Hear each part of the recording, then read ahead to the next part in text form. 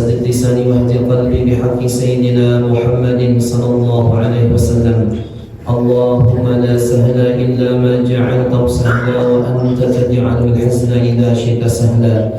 اللهم أغننا بالعلم وزينا بالحلم وأكرمنا بالتقوى وجملنا بالعافية برحمتك يا أرحم الراحمين. لا حول ولا قوة إلا بالله العلي العظيم. لا حول ولا قوة إلا بالله العلي العظيم. لا حول ولا قوة إلا بالله العلي العظيم العزيز العليم عدد كل حرف كتب يكتب أبد الآبين ودهر الداهرين. رضي الله عني وعنكم عن جميع المسلمين. بسم الله الرحمن الرحيم.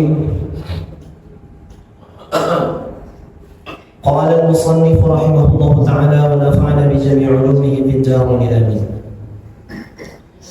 والبيهقي عن أبي سعيد من قرأ سورة الكهف ليلة الجمعة أضاء له ما بينه وبين البيت العتيق.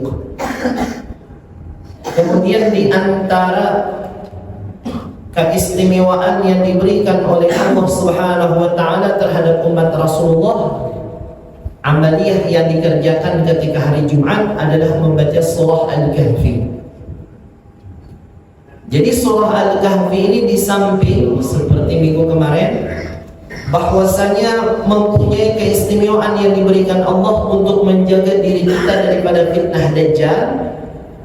Di dalam hadis lain Rasulullah mengatakan Allah akan memberikan cahaya terhadap dirinya antara jaraknya.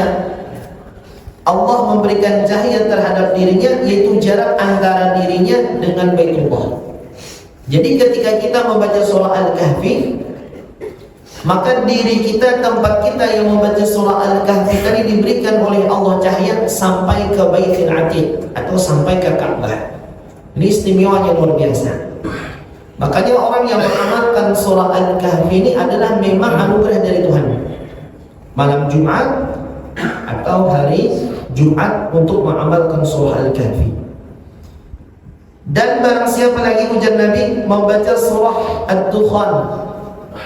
Ada di dalam Al-Quran namanya surah Ad-Dukhan, surah Ad-Dukhan. Dan surah Yasin. Nah, surah Yasin kita tahu berataan. Maka diampuni oleh Allah Subhanahu wa taala dosa dirinya. Diampuni Allah Subhanahu wa taala. Dan setiap malam Jumat ada satu riwayat dikatakan setiap malam ruh-ruh orang yang beriman itu akan datang kepada tempat dan keluarga-keluarga yang mana yang mereka masih hidup ketika di dunia. Jadi datang kepada keluarga kita. Dan yang lebih utama adalah malam Jumat. Datang orang tua kita, kakek kita, nenek kita dan sebagainya, keluarga kita yang dekat datang ke rumah kita. Untuk apa? Untuk melihat apa yang dikerjakan penduduk rumah. Apabila malam Jumat dia membaca surah Al-Kahfi, apabila malam Jumat dia membaca surah Yasin, maka keluarga yang datang ke rumahnya mendoakan kepada Allah Subhanahu wa taala dengan doa mudah-mudahan penduduk rumah mendapatkan rahmat dari Allah taala. Tapi apabila malam Jumat dia lalui dengan tanpa mendapatkan nilai-nilai ibadah kepada Allah Subhanahu wa taala, maka orang-orang yang roh datang ke rumah kita mendoakan mudah-mudahan diberikan terhadap dirinya petunjuk dari Allah Subhanahu wa taala. Jadi doa rahmat malam Jumat. Makanya paling tidak kalau misalnya malam Jumat kita baca beberapa surah yang mana pahalanya kita berikan, kita kirimkan kepada orang tua kita. Karena setiap orang yang sudah meninggal dunia itu yang diharapkan adalah kiriman amal. Dan kiriman amal ini itu pasti sampai ke dalam kubur.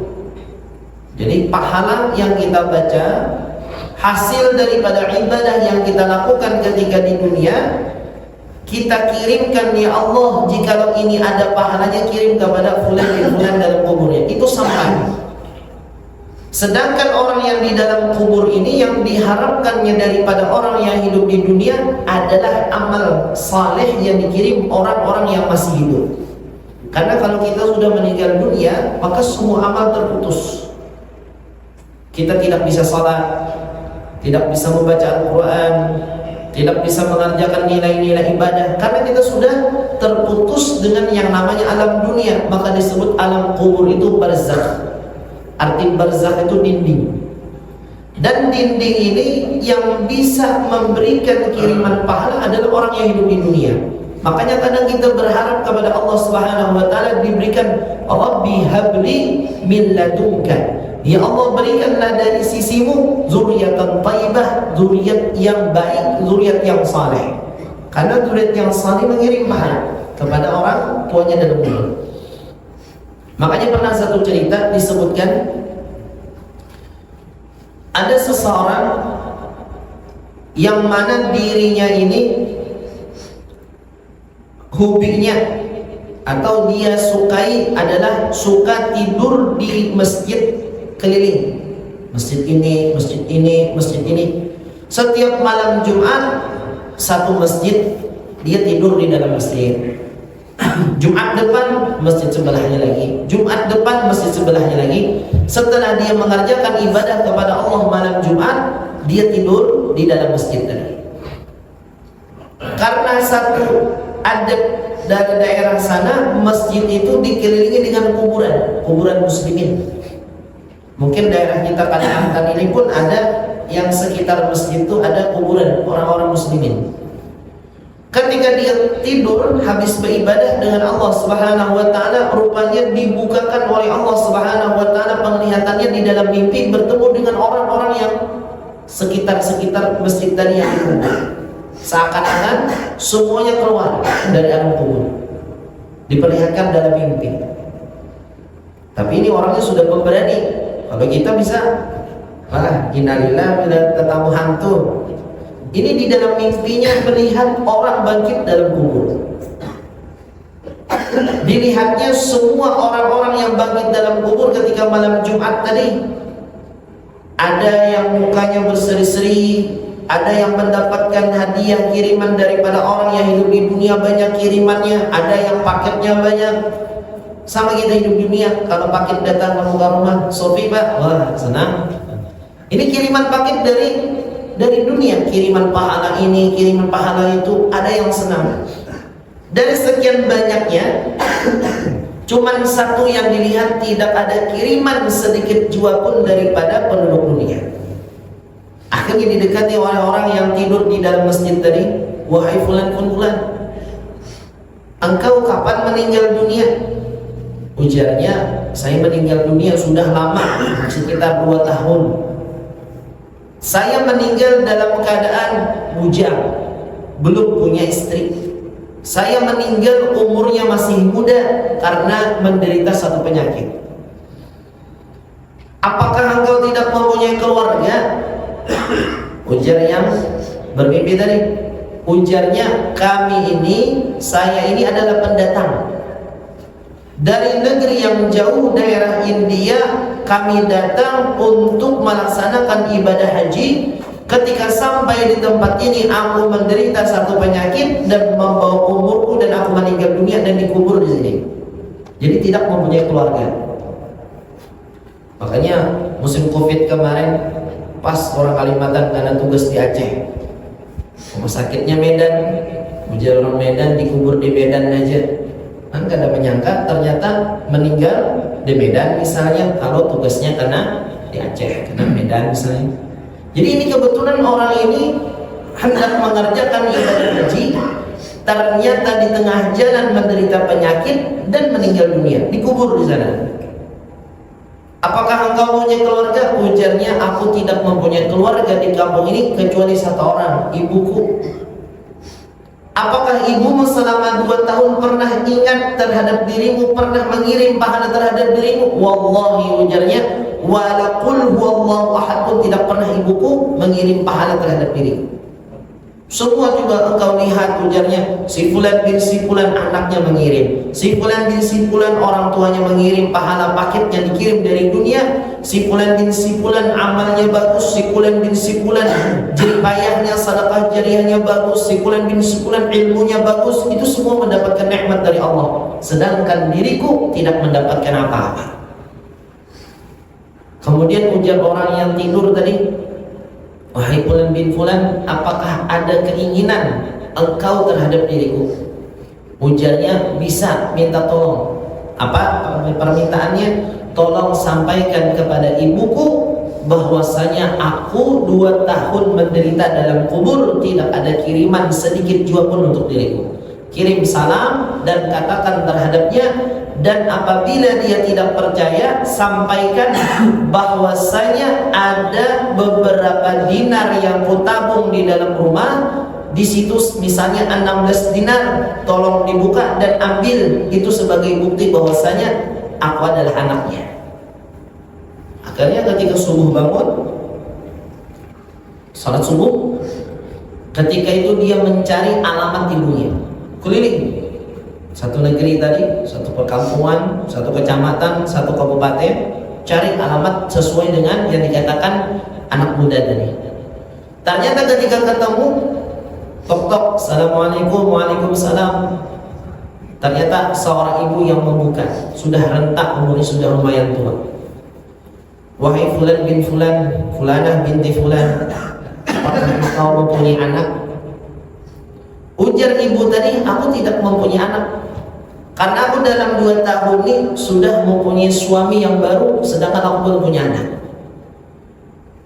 Ujar orang yang bermimpi tadi, wahai fulanah, apakah engkau ada mempunyai anak yang bernama si fulan? Tidak ada, aku punya anak. Kemudian ujar orang saleh tadi, orang yang bermimpi, ketahuilah wahai ibu, aku dikabarkan oleh anakmu ketika itu aku bermimpi, dibukakan oleh Allah Subhanahu wa taala pandangan diriku, aku melihat anakmu masih dalam keadaan menderita dalam kuburnya. Karena ujarnya, engkau 2 tahun tidak pernah mengirim bacaan, mengirim pahala, mengirim amal, mengirim apapun ke dalam kuburnya, sedangkan aku diceritakan engkau sudah mempunyai kekasih, yaitu orang tua, engkau mempunyai suami yang baru, sedangkan dirinya sudah tersia-siakan selama 2 tahun. Ujar ibu tadi, mana buktinya kalau engkau adalah orang yang bermimpi dengan anakku? Ujarnya, tolong ibu buka di satu tempat, di rumah ini ada tempat, di situ ada tersimpan beberapa dinar mata uang miliknya. Apabila itu benar, berarti aku memang bertemu dengan anakmu. Dicari oleh ibu tadi, ternyata sesuai di kantong bajunya, tempat tabungannya dibuka, ada beberapa dinar. Akhirnya ibunya menangis. Belakiannya jadi sanang 2 tahun, baju kada ingat lagi lawan anak. Ujar ibunya, wahai orang saleh, aku sudah mempunyai suami yang baru 2 tahun. Aku senang, gembira diberikan nikmat oleh Allah mempunyai suami yang baru. Sampai-sampai aku lupa dengan anakku. Akhirnya dengan uang beberapa dinar tadi diserahkan, tolong ini engkau sedekahkan dan pahalanya aku hadiahkan kepada anakku fulan bin fulan. Akhirnya orang saleh tadi yang bermimpi tadi diserahkan, disedekahkan hartanya untuk fulan. Sudah dibagi, selesai. Kemudian Jumat selanjutnya dia datang lagi ke masjid yang awal. Ternyata bermimpi, di dalam mimpi dia melihat anak muda tadi sudah mendapatkan kiriman pahala yang sangat banyak dari Allah Subhanahu wa taala. Akhirnya dia tersenyum, wahai orang saleh, wahai orang yang bermimpi, terima kasih banyak, dengan sebab dirimu aku banyak mendapatkan pahala, kiriman pahala daripada penduduk dunia, itu daripada ibuku. Kapan kejadiannya? Adalah malam Jumat. Makanya setiap roh-rohnya orang yang beriman itu, dalam satu riwayat dalam kitab Bijur pun ada dikatakan setiap malam datang ke rumah keluarganya. Terlebih-lebih adalah malam Jumat. Untuk apa? Melihat apa yang dikerjakan keluarganya. Apabila ingkana khairan fahamidallah, apabila amal yang dikerjakan orang yang dalam rumah baik, dia memuji kepada Allah Ta'ala. Wa in kana syarran, bila seandainya amalnya ada yang tidak baik, dia memintakan ampun kepada Allah Subhanahu wa taala. Jadi kita diawasi oleh orang tua kita, dan mereka ini selalu mendoakan kepada anaknya dengan doa yang terbaik, karena orang tua pasti sayang dengan anaknya. Jadi kalau kita sudah meninggal dunia, sudah dalam keadaan dalam kubur, apa yang kita harapkan itu adalah kiriman pahala daripada orang yang tinggal ketika di dunia. Jadi apabila malam Jumat ada beberapa surah yang diamalkan, di antaranya membaca surah Al-Kahfi, surah Yasin, surah Ad-Dukhan. Kemudian ada satu amaliyah yang bagus, atau istilahnya sesuatu yang sering kita bacanya. Barang siapa ujar Nabi selesai dia mengerjakan salat Jumat, kemudian dia membaca surah Al-Fatihah 7 kali, membaca Qul huwallahu ahad 7 kali, Qul a'udzu birabbil falaq 7 kali, Qul a'udzu birabbin nas 7 kali. Ini kalau di Banjar, mungkin setiap masjid daerah Banjar, Kalimantan Selatan khususnya, ini amaliyah mereka. 7 kali Fatihah, 7 kali Qul huwallahu ahad, 7 kali Qul a'udzu birabbil falaq, Qul a'udzu birabbin nas 7 kali. Apabila dia membaca yang 7 tadi, akan dijaga oleh Allah Subhanahu wa taala dirinya sampai Jumat depan dari mara bahaya. Pokoknya siapapun yang mengamalkan ini amalan, dijamin oleh Allah mendapatkan perlindungan sampai Jumat depan. Apabila dalam satu Jumat dia mendapatkan bahaya, musibah, berarti dia lupa membaca ini bacaan. Karena memang adatnya di Banjar, tradisinya setiap habis Jumat ini amalannya 7. Jadi 7-nya ini 4 kali, Qul huwallahu ahad 7, Qul a'udzu birabbil 7, Qul a'udzu birabbin nas 7, Fatihah 7, semuanya 28. Apabila ternyata dia kena musibah dalam satu minggu itu, pasti dia tidak membaca ini amalan. Makanya paling tidak kita, kalau misalnya mau pulang silakan, tapi paling tidak ini dibaca walaupun sambil berjalan.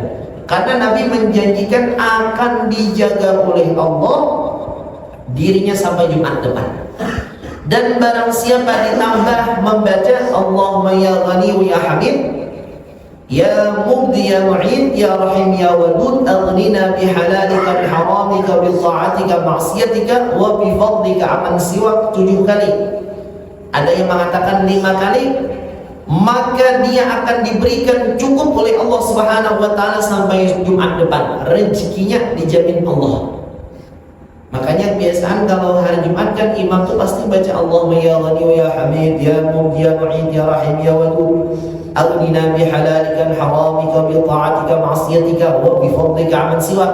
Karena doa itu meminta aghnina bihalalika, minta kepada Allah harta yang halal, minta diberikan kekayaan dengan harta yang halal. Makanya doanya pasti itu tah 5 kadang 7. Makanya paling tidak kalau seandainya kita tidak membaca amalan itu, sambil berjalan, sambil pulang, yang penting kita membaca yang 7 tadi.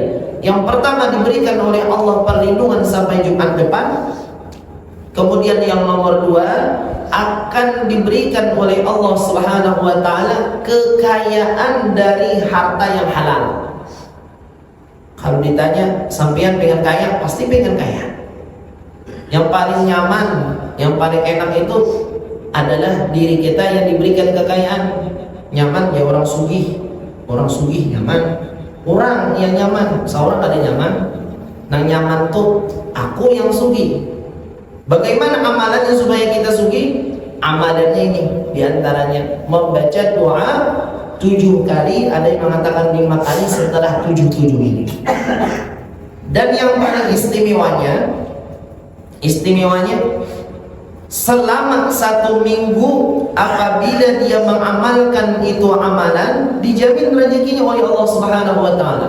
Ini luar biasa. Dan barang siapa lagi membaca ketika dalam keadaan hari Jumat, misalnya kita duduk di masjid, ketika duduk sempatkan membaca salawat kepada Nabi Muhammad, Allahumma salli wa sallim ala sayyidina Muhammadin Allahumma salli ala sayyidina Muhammadin abdika wa rasulika nabiyil ummi. Itu sifat salawatnya. Allahumma salli ala sayyidina Muhammadin abdika wa rasulika nabiyil ummi. Berapa kali? 80 kali. 80 kali. Kada sampai 100, 80 kali. Allahumma salli ala sayyidina Muhammadin abdika wa rasulika nabiyil ummi. Udah, titik sampai sana. Ujar Nabi, barang siapa yang membaca salawat terhadap diriku hari Jumat 80 kali, dosanya diampuni oleh Allah 80 tahun. Ambil tasbih, ketik sampai 80. Tidak boleh lebih dari 80, tidak boleh kurang daripada 80. Allahumma salli ala sayyidina Muhammadin abdika wa rasulika an-nabiyil ummi. Itu salawat yang diajarkan oleh Rasulullah. Dan barang siapa yang memang dirinya membaca salawat secara umum 100 kali hari Jumat, akan diberikan oleh Allah Subhanahu wa taala nur cahaya terhadap dirinya sampai Jumat depan. Berapa kali? 100 kali ketika hari Jumat. Makanya banyak amalan-amalan yang istimewa selama kita mau mengerjakan di hari Jumat. Kemudian lagi ada satu bacaan yang datang daripada Rasulullah. Ujar Nabi, barang siapa yang berdoa dengan doa la ilaha illa anta ya hannan ya mannan ya badi'as samawati wal ardi ya dzal jalali wal ikram, apabila dia pas kena waktu ijabah, waktu yang mustajab doa, dia berdoa kepada Allah, maka dikabulkan oleh Allah Subhanahu wa taala. Makanya ada kalimat ya hannan ya mannan. Makanya ya hannan ya mannan ini disebutkan dalam satu hadis. Nabi pernah menceritakan, ujar Nabi, ketika hari kiamat beliau menceritakan malaikat Jibril itu berkeliling. Maka disuruh oleh Allah Subhanahu wa taala malaikat Jibril ini mengelilingi surganya Allah dan neraka selama 4,000 amin, 4.000 tahun. Jadi selama itu 4.000 tahun malaikat ini keliling malaikat Jibril. Ketika berkeliling, ternyata malaikat Jibril ini mendengar satu suara di dalam nerakanya Allah Subhanahu wa taala yang selalu membaca ya Hannan ya Mannan ya Dzal Jalali wal Ikram, sama seperti tadi. Ya Hannan ya Mannan ya Dzal Jalali wal Ikram. Ternyata malaikat Jibril bertanya, wahai malaikat, itu suara siapa? Ujar malaikat yang menjaga neraka, ini adalah suara umatnya Nabi Muhammad SAW. Akhirnya malaikat Jibril datang bersujud di arasnya Allah Subhanahu wa taala. Ujar malaikat Jibril, ya Allah, aku mendengar suara di dalam neraka, suara seorang laki-laki daripada orang muslim, dan ia membaca ya Hannan ya Mannan ya Dzal Jalali wal Ikram 4.000 tahun ya Allah. Ujar Allah Subhanahu wa taala, ya malaikat Jibril, memang apa keinginanmu wahai Jibril? 4.000 tahun. Kita hidup 70 tahun aja di dunia. Sedangkan satu hari waktu akhirat sama 1.000 tahun waktu dunia. Kali 4.000 tahun. Artinya malaikat Jibril ini selalu ketika lewat di dalam dari nerakanya Allah saat mendengar ya Hannan ya Mannan ya Dzal Jalali wal Ikram, ternyata suara umat Nabi Muhammad. Akhirnya mengadu kepada Allah, sujud kepada Allah Ta'ala. Ujar Allah Ta'ala, Jibril, apa yang engkau inginkan? Ujar malaikat Jibril, ya Allah, ulun ini adalah malaikat as-sadaqah baini wa baina Muhammad. Ulun adalah sahabatnya Nabi Muhammad. Ulun orang yang dekat dengan Nabi Muhammad, karena setiap kali turunnya wahyu, ulun yang engkau suruh untuk menyampaikan wahyu daripada dirimu. Dan ya Allah, ulun mengetahui itu adalah umat Nabi Muhammad, dan ulun berusaha, mudah-mudahan engkau memberikan izin ya Allah, berikanlah kesempatan kepada diriku untuk menolongnya. Artinya dengan sebab bacaan ya Hanan ya Mannan ya Dzal Jalali wal Ikram, malaikat Jibril pun dibukakan oleh Allah dirinya berusaha untuk menolong itu hamba, karena 4.000 tahun di dalam neraka. Akhirnya apa yang terjadi? Kemudian Allah Subhanahu wa taala, kalau engkau wahai malaikat Jibril menginginkan memberikan pertolongan kepada itu umat, syafa'atuka fihi wa habdulak, aku izinkan terhadap diri memberikan syafaat dan kuberikan hamba itu untuk dirimu, silahkan ambil, ujar Allah Ta'ala. Akhirnya apa yang terjadi? Senang malaikat Jibril setelah sujud kepada Allah, setelah mendengarkan perintah dari Allah, setelah mendapatkan izin dari Allah untuk memberikan pertolongan, dan diberikan oleh Allah hadiah hamba itu, ujar Allah, menjadi milikmu. Akhirnya malaikat Jibril turun mendatangi pintu neraka. Ujar malaikat Jibril, wahai malaikat penjaga neraka, Allah telah memberikan izin terhadap diriku untuk mengeluarkan hamba yang selalu yang baca ya Hannan, ya Mannan, ya Dzal Jalali wal Ikram. Ujar malaikat penjaga neraka, wahai Jibril, mari kita cari hamba Allah Subhanahu wa taala di dalam neraka tadi, mari kita keluarkan dan kita cari. Akhirnya dua orang malaikat ini, Jibril dan penjaga neraka, mencari. Apa yang terjadi? 1000 tahun lamanya tidak ketemu hamba tadi di dalam neraka. Di mana letaknya? Makanya dalam neraka ini bukan tempat seperti rumah.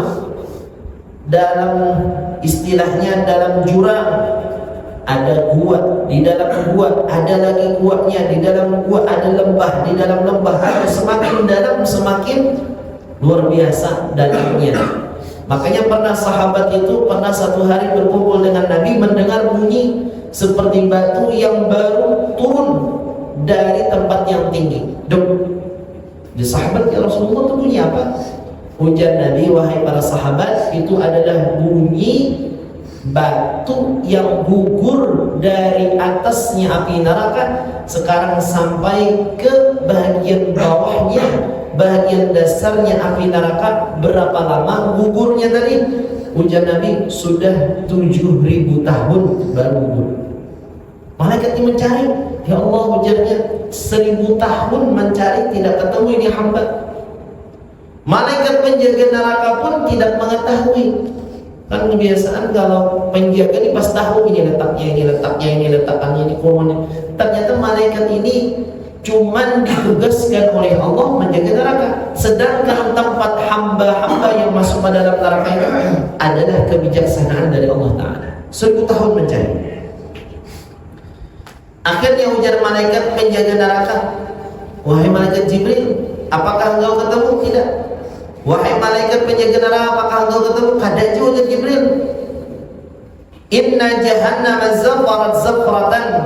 Aku lihat, ujar malaikat yang penjaga neraka jahanam sekarang sedang bergolak.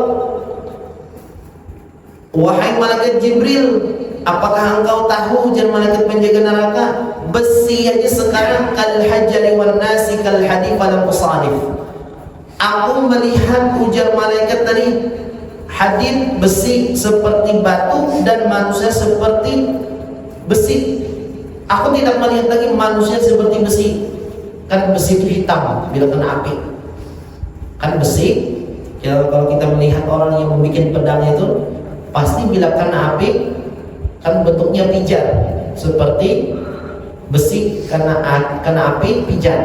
Jadi manusia itu seperti pijar, tidak melihat lagi, bentuknya pun tidak mengerti. Ujar malaikat penjaga neraka, aku melihat besi seperti batu, dan aku melihat manusia seperti besi yang dipanaskan. Aku tidak bertemu. Akhirnya malaikat Jibril setelah 1000 tahun mencari di dalam neraka, dia kembali sujud kepada Allah di arsy yang kedua. Ujar malaikat, ya Allah, Malaikat malakul maut yang engkau suruh untuk menjaga neraka pun tidak mengetahui di mana datang itu hamba. Sedangkan aku malaikat yang ditugaskan menyampaikan wahyu. Pasti orang penjaga nerakanya 1000 tahun tidak mengetahui bagaimana kalau diriku yang bukan penjaga neraka. Ujar malaikat Jibril, ya Allah, di mana tempatnya?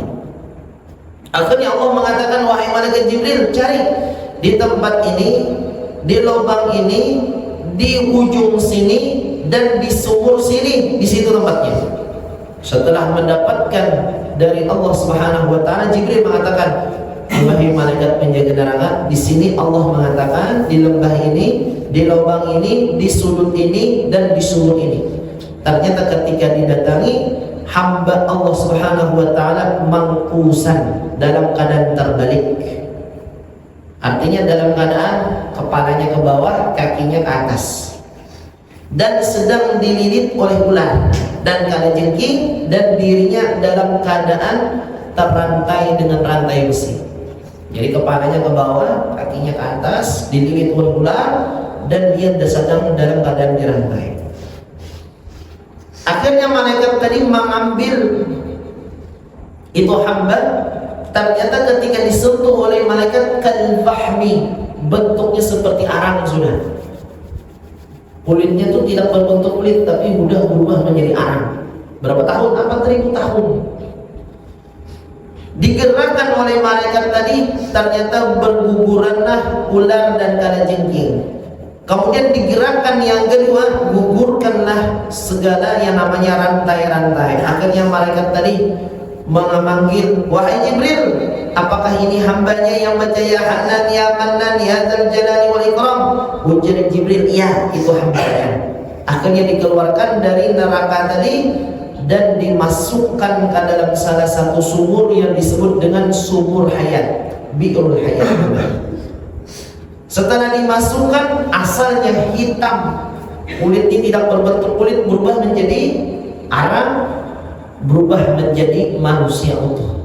Cuman di keningnya ini bertulisan bekas penduduk neraka. Ujar malaikat Jibril, wahai hamba Allah, ketika aku mendengar kalimatmu ya Hanan ya Mannan ya Dzal Jalali wal Ikram, terbuka hatiku. Allah Subhanahu wa taala memberikan aku izin untuk memberikan keselamatan terhadap dirimu. Akhirnya hamba tadi dimasukkan oleh Allah ke dalam surga. Tapi apa yang terjadi? Setelah itu, ketika masuk ke dalam surga, dia merasa malu. Ujarnya, bila ketemu dengan penduduk surga, wah, ini bekas penduduk neraka, ini ada capnya, stempelnya ada. Akhirnya ujar hamba Allah tadi, ujar yang dimasukkan ke dalam surga tadi, wahai malaikat penjaga surga, ulun lebih baik masuk ke dalam neraka daripada ulun merasa malu di dalam surga. Namun kita, oh baik dalam surga aja lebih bisa milih, siapa tahan dengan azab api neraka? Ujarnya, lebih baik aku masuk ke dalam neraka daripada aku malu di dalam surga. Istilahnya harga dirinya luar biasa ini hamba nih. Akhirnya ujar malaikat penjaga surga, wahai malaikat Jibril, ini nak garuhan biar ni nak masuk ke dalam neraka pulang. Ujar Jibril, kenapa asalnya jadi hendak masuk ke dalam neraka? Nih ada tulisan di kaningnya bekas penduduk neraka. Akhirnya ujar malaikat Jibril, bagaimana supaya ini umat ini hilang tanda sesuatu yang ada di dalam keningnya ini bekas penduduk neraka? Akhirnya ujar malaikat, wahai malaikat Jibril, sampaikanlah kepadanya nabinya Nabi Muhammad SAW. Bagaimana? Ujar Nabi, wahai malaikat Jibril, kita bawa umatku ini kemana? Ke sumur kehidupan dengan air kehidupan dan telaga Kausar. Dimandi di telaga Kausar. Akhirnya ketika dimandi dengan telaga Kausar, dia mengucapkan salam dan salawat kepada Nabi Muhammad SAW. Seketika itu Allah memberikan terhadap dirinya ciri bekas dia dalam neraka sudah dihilangkan oleh Allah Subhanahu wa taala. Apa amalannya tadi? Ya Hanan, ya Mannan, ya Dzal Jalali wal Ikram. Ini amalan yang dibaca hari Jumat. Kan kita istilahnya hidup di dunia ini adalah istilahnya sesuatu yang kita di dalam hidup kita nih ada yang kita miliki yang bernilai, sesuatu yang mana lebih daripada orang lain amalin. Yang kita harapkan adalah bagaimana kita menjadi hamba Allah Subhanahu wa taala, termasuk orang yang istimewa mendapatkan kemuliaan dari Allah Subhanahu wa taala, itu hamba yang mana mendapatkan satu lebih daripada Allah Subhanahu wa taala. Kemudian di sini pun pernah diceritakan bahwasanya Rasulullah sallallahu alaihi wasallam pernah bersabda, ujar Nabi, di dunia ini ada Allah menjadikan namanya Jabal Qaf. Jabal itu maknanya gunung Qaf. 6 tahun ini cuma Allah Ta'ala. Kita hidup di dunia, ternyata di dunia ini ada ternyata Allah menciptakan gunung Qaf yang tanahnya tuh luasnya luar biasa, yang mana tumbuh di situ berbagai macam tumbuhan seperti perak dan luasnya seperti dunia 7 kali lipat dengan dunia, dan diisi dengan para malaikat. Ini kalau kita melihat film Cinderella ada mirip-miripnya, istilahnya gambaran kita, cuman kada mirip benar. Artinya ada satu tempat yang dirahasiakan oleh Allah namanya Gunung Qaf, yang diisi oleh malaikat lebih luas 7 kali lipat daripada bumi, dan indah tempatnya. Dan para malaikat tadi disebutkan di sini, setiap tangan malaikat Allah di Gunung Qaf tadi ada membawa bendera yang panjangnya 40 parsah. 40 parsah ini anggap misalnya 2 parsah itu 80 kilo. Berarti 20 parsah itu 810 parsah, 20 parsah 800 kilo. Berarti 1600 kilo panjangnya bendera tadi. Setiap satu tangan malaikatnya Allah Ta'ala. Dan setiap bendera tadi semuanya bertulisan La ilaha illallah Muhammadur Rasulullah. Jadi penuh dengan berbagai macam malaikat di dalam Jabal Qaf tadi. Dan setiap tangan malaikat membawa yang namanya satu bendera yang mana besar dan tinggi dan panjangnya yaitu 1600 kilo, dan tulisannya semua La ilaha illallah Muhammad Rasulullah. Apa yang dimaksud di sini? Yajtami'una kulla lailata jum'atin haula Jabal Qafin. Semua malaikat tadi setiap malam Jumat mereka berkumpul di Gunung Qaf, disuruh oleh Allah Ta'ala. Dan mereka berdoa kepada Allah Subhanahu wa Ta'ala, mendekatkan diri kepada Allah dan mendoakan dengan keselamatan terhadap umat Nabi Muhammad SAW. Ketika besok hari mendekati subuh Jumat, malaikat tadi selalu berdoa. Semuanya ratusan ribu jutaan malaikat tadi yang berkumpul di Gunung Qaf dengan doa, Allahumma ighfir liman igtassala wa hadara al-jum'ah. Ya Allah, ampuni dosa orang yang mandi hari Jumat. Makanya usahakan kalau kita misalnya hari Jumat mandi paling tidak habis subuh atau fajar, sebelum fajar subuh mandi, tapi niatnya mandi Jumat, atau sebelum pergi melaksanakan salat Jumat. Karena mendapatkan doa dari malaikat, ya Allah ampuni terhadap orang-orang yang mandi. Makanya di Tarim itu pian adatnya, bila hari Jumat pagi toko itu tutupan sampai selesai salat Jumat. Toko itu tutup, cuman jalanan itu banjir. Pokoknya setiap hari Jumat jalan banjir. Karena penampungan air itu penuh dengan air, karena semua laki-laki, perempuan, tua dan muda semuanya mandi ketika hari Jumat. Jadi mereka itu walaupun misalnya beberapa hari tidak mandi, tapi hari Jumat harus mandi. Jadi penuh tampungan air. Jadi airnya itu sampai ke jalan-jalan. Itu kadang setiap Jumat ada air di jalan-jalan banjir. Kenapa? Karena mereka semuanya hampir keseluruhan mandi, laki-laki dan perempuan. Ternyata ini Ada di antara dalilnya, siapa yang mandi hari Jumat mendapatkan doa dari malaikat, ampunan dari Allah Subhanahu wa taala. Dan yang nomor 2, hadir Jumat.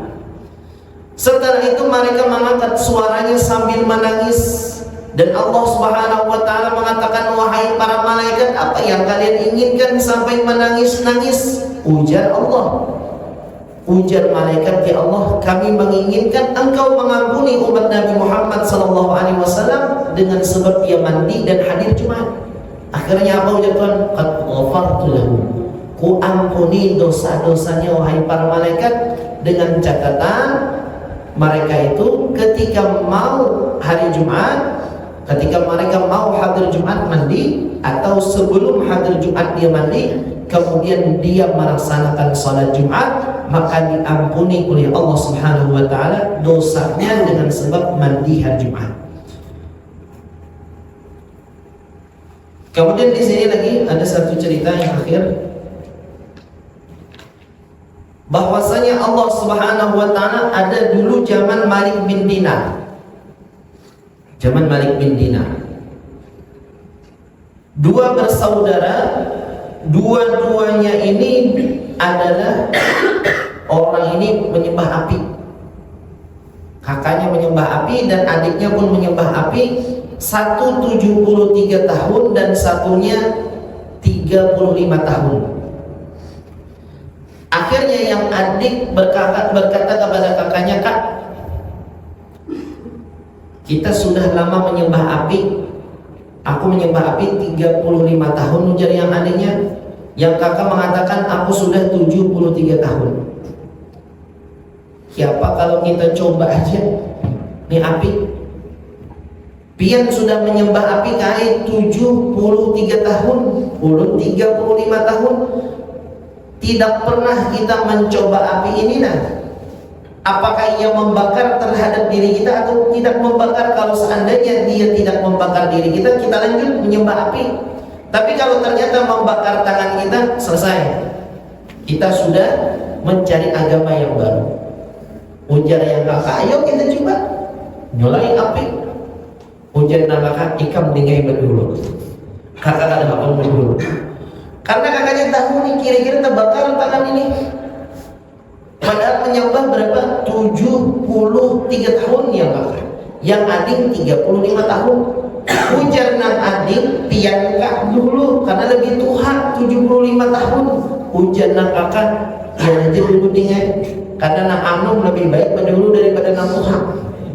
Akhirnya nang adik ini menyurung tangannya, ternyata terbakar dengan api.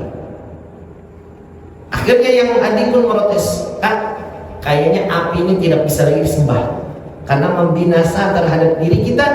Aku sudah menyembah wahai api terhadap dirimu 35 tahun, ternyata hari ini kami mencoba dirimu, engkau membakar diriku. Akhirnya yang adik pun mengatakan, Kak, kita mencari Tuhan hanyar kan belum? Akhirnya ujar nang kakak, ayo kita cari Tuhan yang baru. Ternyata kebetulan di situ ada seorang ulama besar namanya Imam Hasan Basri namanya. Ulama besar Imam Hasan Basri. Ujar yang adik, Kak, ada tuh di masjid imam besar namanya Imam Hasan Basri. Imam Malik bin Dinar namanya. Malik bin Dinar. Kita akan belajar kepadanya, belajar Islam, belajar beriman kepada Allah Subhanahu wa taala. Imam Malik bin Dinar. Ujar yang kakak, maaf dik, kakak kada kau beriman, kakak tua sudah supan. Dipandang masyarakat kita ini adalah orang yang sudah menjadi kepala orang yang dituhankan untuk menyembah api. Aku malu untuk kembali kepada agama yang benar. Engkau silahkan cari Tuhan, belajar kepada ulama. Aku tetap di dalam agamaku, yaitu adalah majusi, menyembah api. Akhirnya nang adik ini belajar kepada Malik bin Dinar dan akhirnya masuk di dalam agama Islam. Apa yang terjadi? Setelah masyarakat mengetahui yang adik ini masuk di dalam agama Islam, beriman dengan Malik bin Dinar, di tangan Malik bin Dinar, beriman dengan Allah Subhanahu wa taala, diusir dari kampung tadi. Rumahnya, keluarganya semuanya pisah. Jadi dirinya, istrinya dan anaknya diusir dari kampung, hartanya ditinggal dari kampung tadi. Akhirnya dalam keadaan semuanya dalam keadaan nol, pakaian yang di badan. Akhirnya setelah kejadian itu, yang adik ini tidak ada harta, tidak ada makanan, tidak ada minuman, asalnya semua diberikan oleh Allah. Kayaknya ada, hartanya ada, rumahnya bagus. Tapi ternyata ketika dia beriman kepada Allah, diuji oleh Tuhan, yaitu dengan semua harta benda dunia diambil. Akhirnya sang kakak ini melihat keadaan adiknya, malahan menjadi orang yang utama untuk mengusir adiknya. Setelah itu adiknya lari dari kampung tadi dan mencari tempat yang baru. Kebetulan ini adalah orang yang baru, tidak ada makanan dan minuman. Ternyata mereka tinggal di khirbatan. Khirbatan itu satu tempat reruntuhan, sisa tempat orang-orang yang tidak ada tinggal di sana lagi, reruntuhan bekasnya. Ujar yang istri, "Mas, kita sudah beberapa hari berjalan tidak ada makanan dan minuman. Besok hari engkau harus mencari pekerjaan di pasar. Apabila engkau tidak mempunyai pekerjaan, tidak mendapatkan makanan, mungkin kita pun akan mati." Akhirnya besok hari, ketika hari Kamis, yang suami ini datang ke pasar mencari pekerjaan. Ternyata tidak ada satu orang pun yang menerima dia sebagai karyawan untuk mencari sesuap nasi. Akhirnya ketika hari itu pulang ke rumah, ketika malam Jumat, "Wahai suamiku," ujar yang istri, "adakah makanan?" "Tidak ada, kita malam ini dalam keadaan jai'in, dalam keadaan kelaparan." Ternyata besok hari datang lagi. Ketika itu kebetulan hari Jumat. Akhirnya dia bekerja ketika hari Jumat. Kemudian bekerjanya apa? Bukan bekerja di pasar, tapi bekerja, kebetulan ada satu masjid yang kosong, yang tidak ada yang membersihkan itu masjid. Dia menjadi orang yang membersihkan itu masjid, bekerja untuk Allah Ta'ala, dibersihkan masjid. Ketika pulang dari tempat tadi, dari masjid tadi, orang sudah melaksanakan salat Jumat. Ternyata apa yang terjadi? Pulangnya pun tidak mendapatkan gaji. Ketika hari selanjutnya yang kedua, ternyata berharap kepada Allah Subhanahu wa Ta'ala, berharap kepada Allah. Ternyata apa yang terjadi? Di hari selanjutnya dia ikhlas dan tulus. Ketika hari Jumat membersihkan masjid, mengharapkan gaji dari Allah Subhanahu wa Ta'ala. Ternyata Allah mengirim malaikat untuk mengirimkan makanan, satu talam yang penuh dengan makanan, dan talam itu terbuat dari emas. Ketika dia pulang ke rumahnya ketika waktu maghrib, khawatir kalau istrinya menanyakan ketika sudah sampai ke rumah, kalau tidak ada makanan dan minuman. Akhirnya dia membawa satu kain yang dibuat dengan pasir, diisi dengan pasir. Apabila istrinya menanya, "Wahai suamiku, apa yang kau bawa?" Ini adalah gandum, padahal isinya adalah pasir. Ternyata ketika sudah masuk ke dalam rumah, ternyata dia menemukan di dalam rumah itu bau makanan. Karena selama dia bekerja di masjid tadi, jangankan mendapatkan gaji, kaum pun kan ada, uang masjid pun kan ada, karena masjid itu lama tidak diurus. Akhirnya dia semata-mata membersihkan masjid, mengharapkan gaji dari Allah Ta'ala.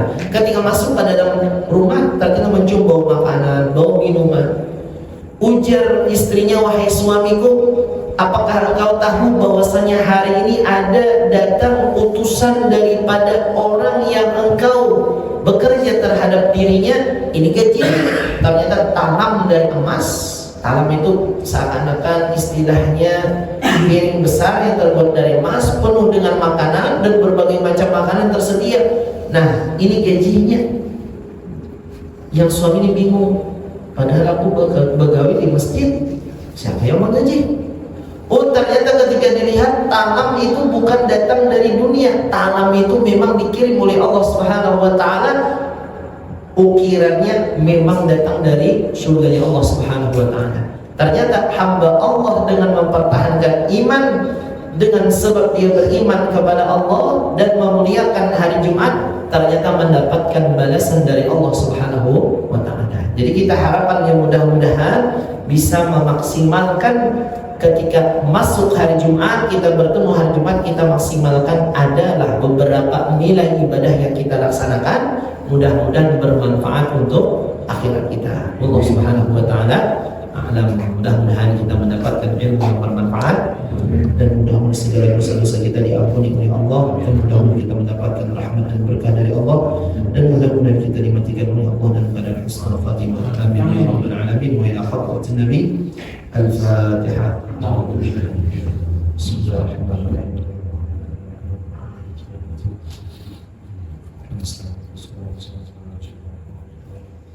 Bismillahirrahmanirrahim. Alhamdulillahi rabbil alamin, wassalatu wassalamu ala sayyidina Muhammadin wa ala alihi wa sahbihi. Allahumma anfa'na bima 'allamtana wa 'allimna alladhi yanfa'una. Allahumma faqihna fid din wa 'allimna tarzuqna fahman istiqamah ala kulli shay'in. Rabbana zalamna anfusana wa illam taghfir lana wa tarhamna lanakunanna minal khasirin. Rabbana atina fid dunya hasanah wa fil akhirati hasanah wa qina adzaban nar. Sallallahu ala sayyidina Muhammadin wa ala alihi wa sahbihi wasallam. Alhamdulillahi rabbil alamin. Minkum